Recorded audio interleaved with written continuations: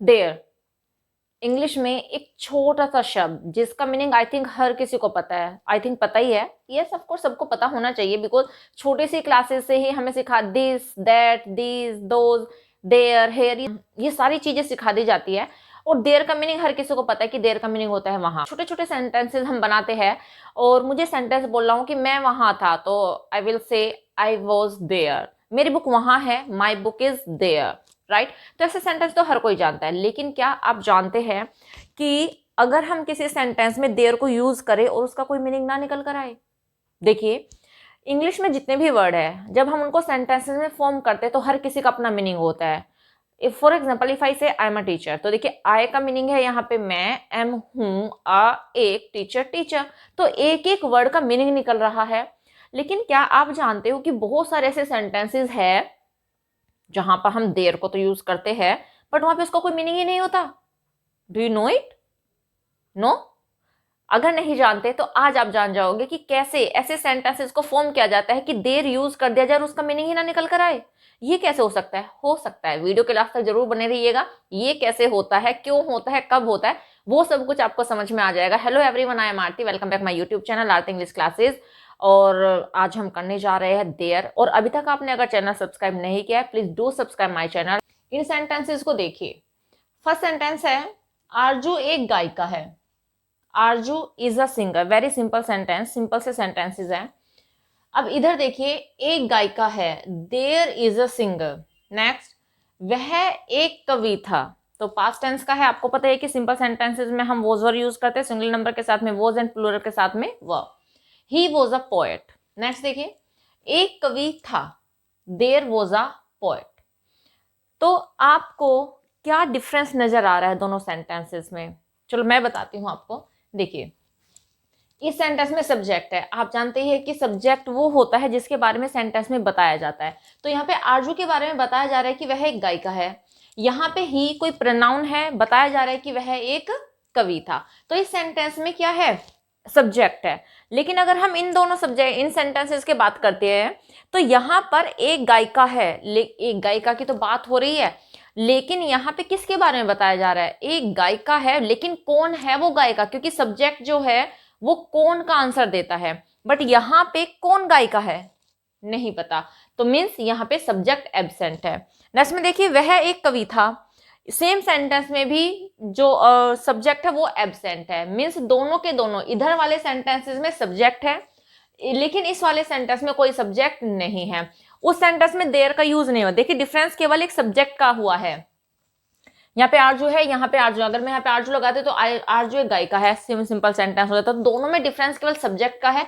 अगर सब्जेक्ट है तो हमने सब्जेक्ट को यूज किया स्टार्टिंग में, लेकिन अगर सब्जेक्ट नहीं है हमारे पास तो हमने देयर को यूज किया। तो इन एग्जाम्पल से ये तो समझ में आ जाता है कि ऐसे सेंटेंसेस जिनमें सब्जेक्ट नहीं होता उनमें हम यूज करते हैं देयर का। बस यहीं से देयर का कॉन्सेप्ट बन के निकलता है। बस यही सारा का सारा हम सीखने वाले हैं कि कैसे और आगे सेंटेंसेस में हम इनको यूज करेंगे। देखिए, अगर हमें देयर को यूज करना है वहां की सेंस के लिए, तो वहां पे सब्जेक्ट भी हो सकता है, क्या वहां पे सब्जेक्ट भी होगा एंड एक्शन वर्ब भी होंगे, राइट। लेकिन अगर हमें देयर को किसी भी सेंटेंस के सब्जेक्ट की तरह यूज करने हैं तो कौन से सेंटेंसेस में यूज होंगे? मीन्स ये ऐसे सेंटेंसेस में यूज होंगे जहां पे no subject and no action, ना तो कोई सब्जेक्ट होगा ना ही कोई एक्शन होगा, राइट। तो कहां पे यूज करेंगे हम इसको? तो फैक्ट निकल के सामने आता है, देयर इज यूज इन दो sentences where there is no subject and no action. अब देखिए, ये जो सेंटेंस है यहां पर कोई सब्जेक्ट नहीं है और ना ही कोई एक्शन हो रहा है। आप बताइए कि यहाँ पे कोई मेन वर्ब यूज हुई है? नहीं, कोई एक्शन नहीं हो रहा है। अगर मैं इस वाले सेंटेंस की बात करती हूं तो डेफिनेटली इसमें सब्जेक्ट तो है बट एक्शन तो नहीं है, और जब सब्जेक्ट है तो वहां पे हम देयर का यूज नहीं कर सकते, राइट। और अगर मुझे सिंपल बोलना है कि आई वॉज गोइंग देयर, तो देखिए वहां पे देयर का यूज मैंने लास्ट में किया, हमने वहां पे उसको एज अ सब्जेक्ट यूज नहीं किया। बट एज अ सब्जेक्ट अगर यूज करना है तो उस सेंटेंस में ना तो सब्जेक्ट होगा और ना ही उसमें एक्शन होगा। तो ये पॉइंट आप अपने माइंड में सेट कर लीजिए। पहले आप ये सेंटेंस देख लीजिए, अभी मैंने कुछ सेंटेंसेस नोट डाउन किए यहाँ पे। इसके बाद हम इसके नेगेटिव कैसे बनते हैं, नेगेटिव बनाने का भी थोड़ा सा पैटर्न अलग होता है, वो भी मैं आपको बताऊंगी। एंड आफ्टर दैट इंटरोगेटिव हम करेंगे। तो पहले थोड़े से पॉजिटिव सेंटेंस कर लीजिए कैसे। देखिए, फर्स्ट सेंटेंस है, एक राजा था। तो राजा तो था लेकिन राजा के बारे में कुछ नहीं बताया जा रहा। हाँ, अगर सेंटेंस होता एक राजा महान था, ठीक है। अगर ऐसे होता कि एक राजा बहुत अमीर था, अगर सेंटेंस ऐसा होता सब्जेक्ट के बारे में जब कुछ ना कुछ बताया जाए तो समझ लीजिए कि वहां पे सब्जेक्ट है। लेकिन अगर जैसे सिंपल सी बात, एक राजा था, ऐसे ही बता दें कि एक राजा था, तो कैसे बनाएंगे हम इसको, there was a king. Story making में ऐसे सेंटेंसेस तो आते ही आते हैं, आप इसको ध्यान में रखिएगा। There was a king. Next देखिए, एक बार एक किसान था। अब एक बार के लिए हम यूज करते हैं वंस का, तो कैसे लिखेंगे, वंस। अब आप कहोगे कि मैम एक किसान तो था, बात तो हो रही है किसान की, तो किसान सब्जेक्ट तो नहीं है ना, क्योंकि यहाँ पे किसान के बारे में कुछ बताया नहीं गया ना। सब्जेक्ट तो वही होता है ना जिसके बारे में सेंटेंस में कुछ ना कुछ बताया जाए। बताइए क्या बताया जा रहा है किसान के बारे में, कुछ भी नहीं बताया जा रहा है, एक सिंपल सी बात बताई जा रही है कि एक किसान था। लेकिन हाँ, अगर ऐसा होता एक किसान बहुत अमीर था, एक किसान बहुत गरीब था, अगर ऐसे उनके किसान के लिए कोई एडजेक्टिव यूज होता तो तब हम कह सकते थे कि किसान वहां पे सब्जेक्ट है। बट लेकिन यहाँ पे एक सिंपल सी बात हुई है, एक किसान था। एक बार के लिए हम क्या लगाएंगे, वंस, तो क्या हो जाएगा, once there was a king. Once there was a farmer, once there was a farmer. खाने के लिए कुछ सेब है। अब देखिए, खाने के लिए कुछ सेब है, सेब के बारे में कुछ नहीं बताया गया। अगर सेंटेंस में बताया जाता है कि सेब मीठे हैं, सेब खट्टे हैं, अगर ऐसे इसके लिए एडजेक्टिव यूज होता, मीन्स वहां पे सेब के बारे में कुछ ना कुछ बताया जाता, वो सब्जेक्ट होता। बट यहाँ पे एक बात बताई जा रही है, खाने के लिए कुछ सेब है, तो कैसे बनाएंगे, देर से स्टार्ट करेंगे। देर वॉज, सॉरी यहाँ पे प्रेजेंट टेंस का है तो ये हो जाएगा देर आर। अब यहाँ पे हम आर लगाएंगे बिकॉज यहाँ पे हम कुछ सेब की बात करेंगे, कुछ मतलब एक से ज्यादा है, तो जब एक से ज्यादा है तो प्लूरल नंबर है, तो देर आर सम एप्पल्स। और किस चीज के लिए है वो apples, to eat. There are some apples to eat. Next देखिए, दरवाजे पर एक भिखारी था, भिखारी था, ठीक है, सिंपल सी बात हो रही है। दरवाजे पर हम बाद में लेके जाएंगे, तो कैसे बनाएंगे इसको, there was a beggar eight the door.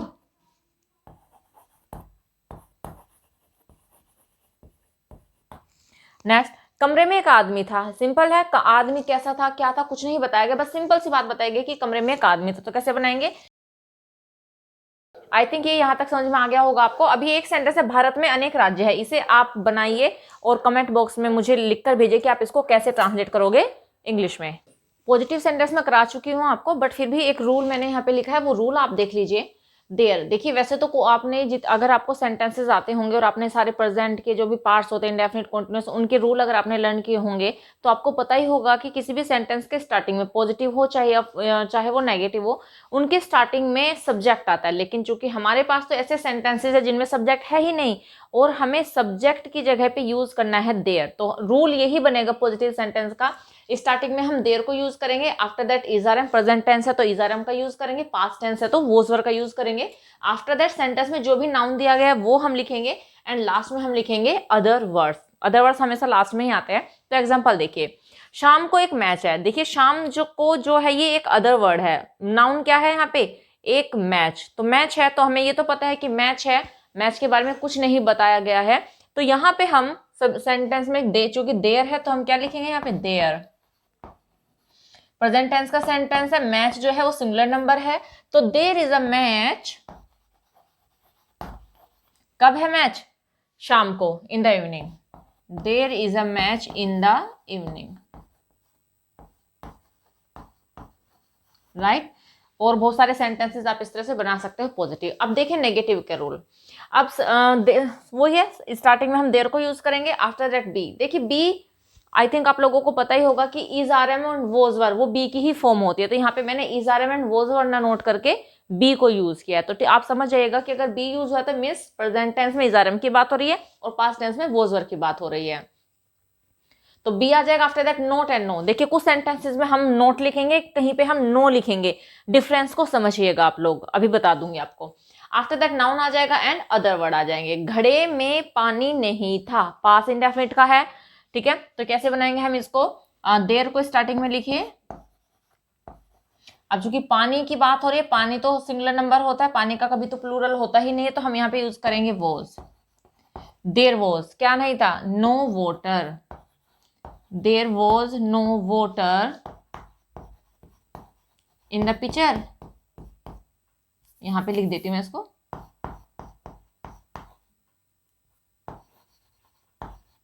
Right. तो ये हो गया there was no water in the picture, ठीक है, पानी में, घड़े में पानी नहीं था।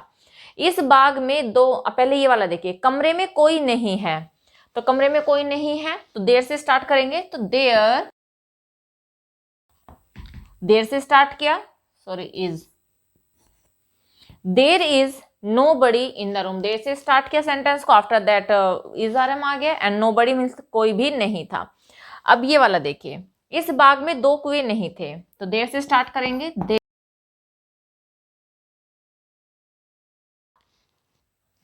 तो ये हो गया there were not two wells in this garden. देखिए अब यहाँ पे आप नोट का एंड नो का कॉन्सेप्ट समझिए, इस सेंटेंस को ध्यान से पढ़िए, घड़े में पानी नहीं था, इस सेंटेंस में कमरे में कोई नहीं था। अब इस सेंटेंस में देखिए इस बाग में दो कुएं नहीं थे, अगर आपने कुछ डिफरेंस नोटिस किया होगा तो ये डिफरेंस है, देखिए पानी क्या है, सिंगुलर नंबर है, और ये अनकाउंटेबल नाउन है, तो जब अनकाउंटेबल नाउन की बात होती है और नहीं वाली बात आ जाती है तो हम उनसे पहले नो का यूज करेंगे।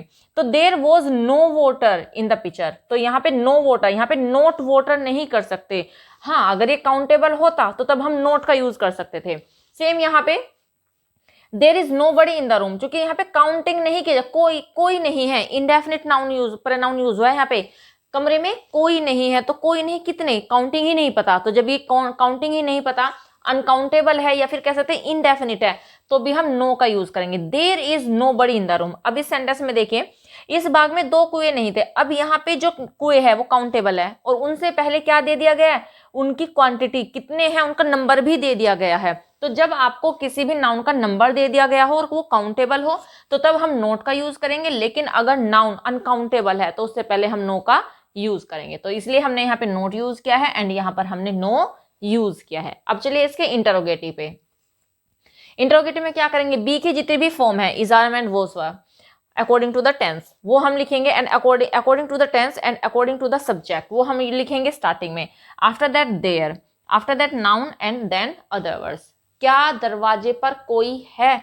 तो अब क्या स्टार्टिंग में आ गया, तो अगर आप क्या के देखिए, अगर आपको पता है कि इंटरोगेटिव सेंटेंसेस टू टाइप के होते हैं, तो एक तो होते हैं हेल्पिंग वर्ब से स्टार्ट होने वाले, अगर किसी भी सेंटेंस के स्टार्टिंग में क्या आता है तो हम उस टेंस की हेल्पिंग वर्ब को स्टार्टिंग में लिखते हैं, लेकिन अगर सेंटेंस के बीच में कोई भी इंटरोगेटिव वर्ड आ जाता है, like who, where, when, whose, whom, ये सारे के सारे, तो हम उनको सेंटेंस के स्टार्टिंग में लिखते हैं और जो हेल्पिंग वर्ब होती है उसे हम लगाते हैं उनके बाद में।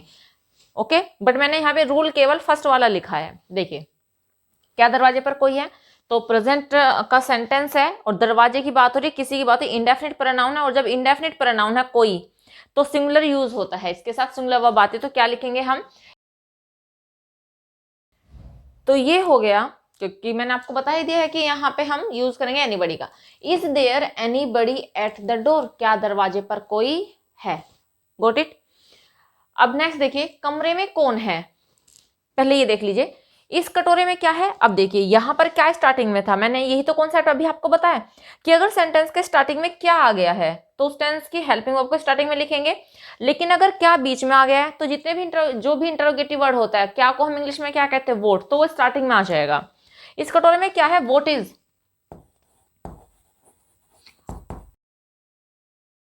तो ये हो जाएगा what is there in this bowl, तो वोट मैंने आपको बता दिया कि क्या को हम स्टार्टिंग में लेके आएंगे, आफ्टर दैट वर्ब आ जाएगी देयर एंड जो भी अदर वर्ड वहां पे बचे। कमरे में कौन है, ये भी सेकंड टाइप का इंटरोगेटिव है, तो कौन यूज हुआ है, तो हम स्टार्टिंग में हु को ही लेंगे, हु।